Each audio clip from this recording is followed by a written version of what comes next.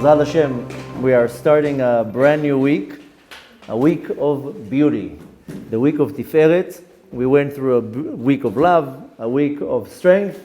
Now we're going to go into a week of beauty. This is counting the 15th day of the Omer. And the first Sefirah of the week, of course, is Chesed of Tiferet. Chesed of Tiferet is the love of beauty. And we're talking here about spiritual beauty, not physical beauty. And the thing that will draw the soul the most is beauty. And the same way that I'm drawn to physical beauty, then the soul also gets drawn to things. The soul is me magnified 1,000,000 times. So whatever I know on myself, the soul is much more sophisticated. The same way that I will be drawn to something beautiful, my soul also gets drawn to beauty. This is Tiferet. Tiferet is the beauty. The nature in the world, that's how Hashem created the world, that we get attracted to something nice. A nice car, nice house, nice clothes, nice pictures. I don't know many people says they go into a store and says, give me the most horrible shirt that you have here. I want something horrible. Most people, even though they have different tastes. I remember not too long ago somebody gave us a gift. They brought us a picture. And the picture was in the living room on the couch, and I walked in and I was like, what is that? And my wife was like, you don't like it? I said, that's the most hideous thing I ever saw in my life. You bought it? She was like, no, so-and-so brought it here as a gift. I was like, well, get rid of it. I don't like this. It's not going on my wall. And in the beginning, my wife was like, no, don't you think it's pretty? I was like, no, there's nothing nice about it.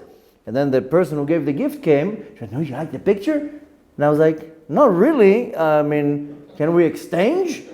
And my wife is like, shh. No, shh.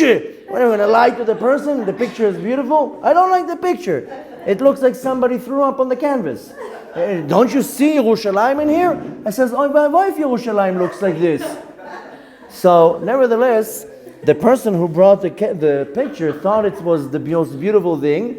And I was like, if I'm going to have to hang this on my wall, I'm coming through the back door every day. I am not going to be looking at this picture. So my wife was putting on an act for 2 weeks. After 2 weeks, she was like, Baruch Hashem, I'm so happy that you didn't like it because I couldn't stand it myself, but I didn't know what to do. She gave us the picture. So anyways, it was a very expensive picture. So we ended up getting, she said, okay, fine. We went to the store where she got it. We got like 17 other things instead of the picture. So, but practical and beautiful things. Irana give me already a gift. Let me enjoy what I'm at. I don't need to look at some horrible thing on the wall. But nevertheless, so this is already a matter of taste.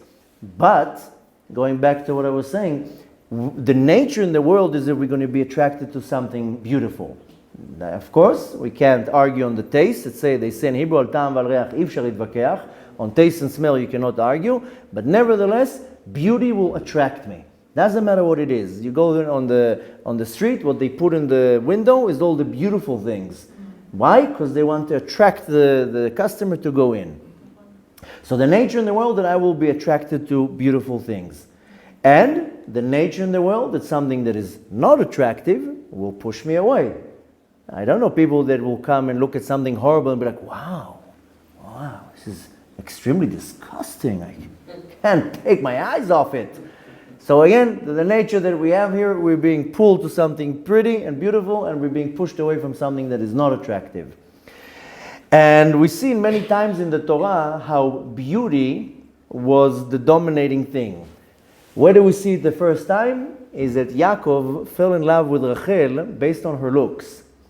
He says, "Vayitahev Yaakov berachel." He fell in love with her. Ki Rachel hayta yafat mareh v'yafat toar. She was gorgeous. And Yafat Mareh, Yafat Toar, that not only that she was beautiful, her neshama was beautiful. It actually says, not only on Rachel, on all the matriarchs, that they were like knockouts. I mean, I don't know if that's the right word of saying that, but like gorgeous, gorgeous women.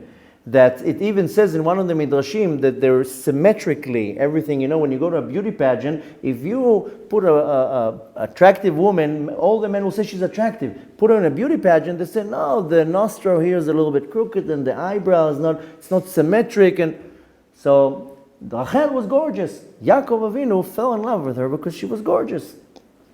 So And I'm not saying that he only fell in love with the body. She was a beautiful neshama. But nevertheless, the Torah says that she was yafat mar'eh v'yafat toar. It doesn't say that she had a beautiful neshama. It just says her appearance was beautiful. And Yaakov, what it says, he loved her because she was beautiful. So we see that even in the Torah, there is the idea of love and beauty together.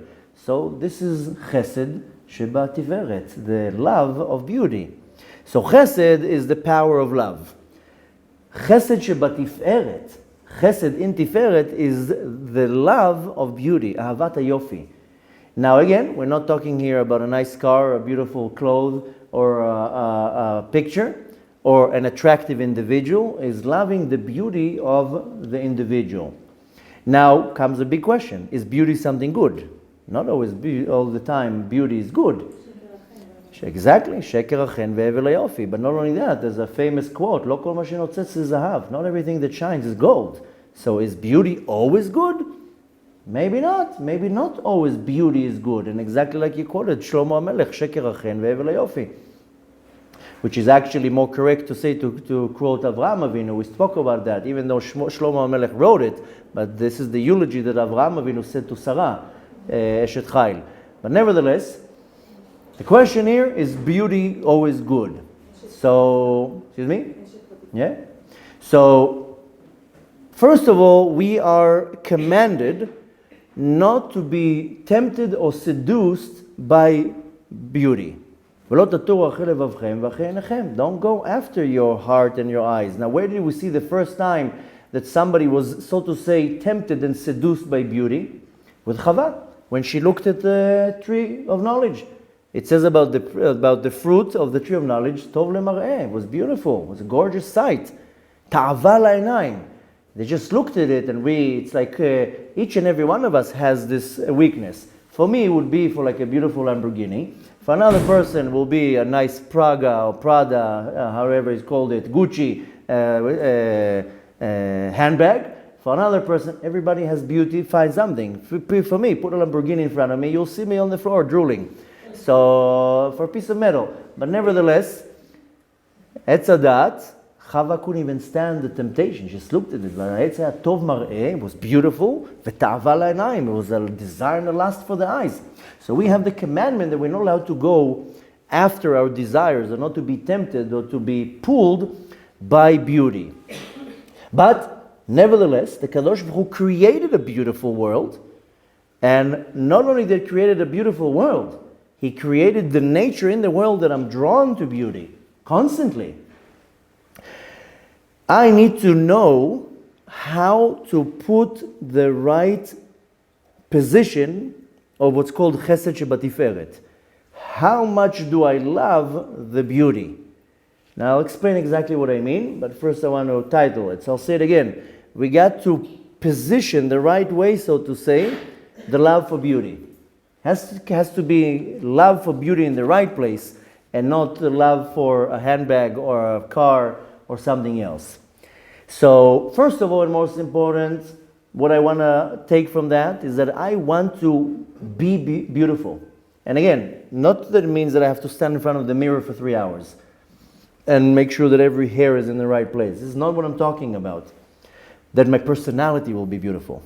That my soul should be beautiful. That my behavior should be beautiful. I need to have the desire and the love that I want to be a beautiful individual. And again, we're not talking about anything physical right now. Talking only about my spirit, my neshama, my personality. So first of all, and most important, I have to see, is my personality beautiful? Am I shining when I walk into a room? Am I a source of inspiration? Or am I now a source of eyebrows being raised? Now, if I'm doing everything 100% kosher and still getting that, then that's the problem with the ones who are raising their eyebrows. But I constantly have to want and desire that my personality should be beautiful. This is what I mean when we want to be pretty. But we want to take it the next step, is that when I look at another person, I want to be able to see only the beautiful things in that person.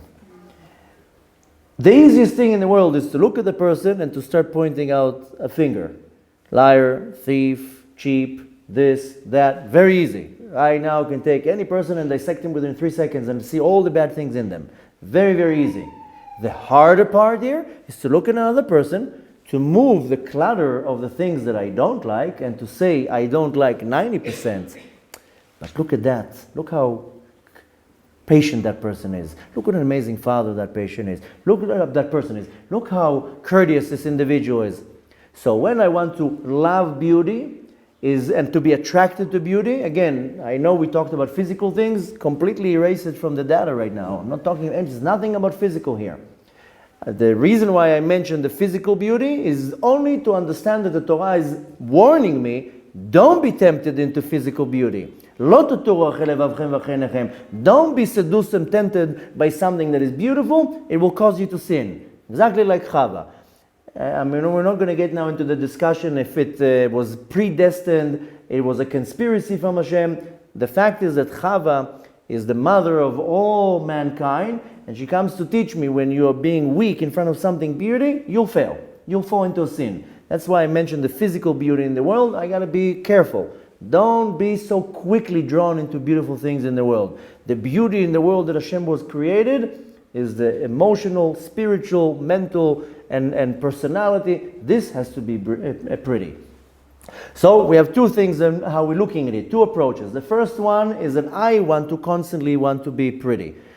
I'm not negating the fact that when you wake up in the morning and you want to make yourself look normal.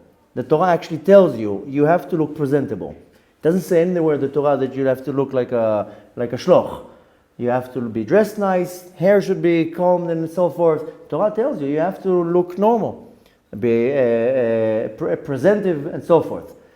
So I want to look normal. Can't look like, exactly, I have to be, I don't know the right word in English, to be presentable the right way. Dignified, yeah, exactly. That's where you see that in many cultures, not only in Judaism, then how you dress and how you look, it's very important, no doubt about it. But of course you can go overboard. You can't be in front of the mirror for 3 hours because there's one hair sticking out here, and now you can't go because the hair and the clothes and the shoes and you can't go overboard with this. But really when we want to be beautiful, is that my personality should be beautiful. That's one thing, that's it, end of story. But when we're taking it the next level, since we want to work on relationships and my midot, then I want to get to a point that I can see in every individual the beautiful points in them. And it doesn't mean that I have to get along with that person. It doesn't mean that the person has to be my best friend. But instead of judging the person to see the fact that the person is a liar, or speaks Lashon Hara, or is a thief, or whatever, to see that person has to have some type of beauty in them. And this is really how we get to the ultimate mitzvah of Ahavat Israel.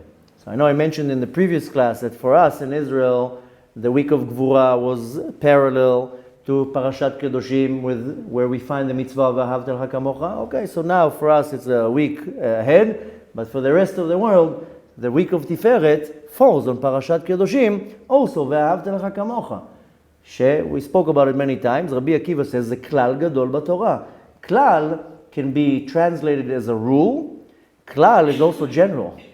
Now if you, not general in the army, general like something general. So Rabbi Akiva says the klal gadol b'Torah, it means that Ahavat Israel is a general title to mitzvot of lo tignov, velo tisna et achicha b'levavecha, velo ledaber lashon hara, don't steal, don't hate, don't commit adultery, don't have jealousy, don't slander. So Ahavat Israel is the general rule, klal gadol, but the actual mitzvot, these are the Ahavat Israel.